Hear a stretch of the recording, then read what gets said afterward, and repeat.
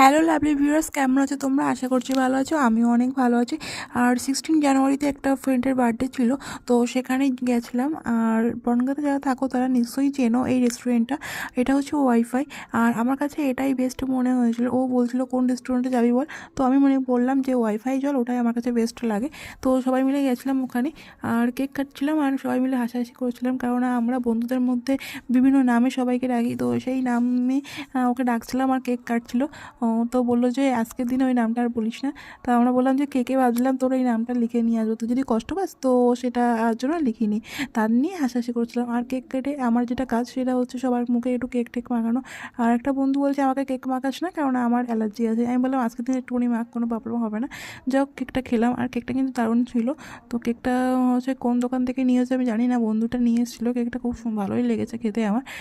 সবাই বলছিলো কেকটা ভালো। তো ওকে একটু কেকটা খাইয়ে দিলাম। আর ও বললো একটু অল্প করে খাওয়া। তো আমি বললাম না, আজকের দিন একটু বেশি করে খা। কেকটা কিন্তু দারুণ ছিল। যাই হোক, আজকের ভিডিওটি এই পর্যন্ত। ভালো লাগলে লাইক কমেন্ট শেয়ার করে দিও। বাই।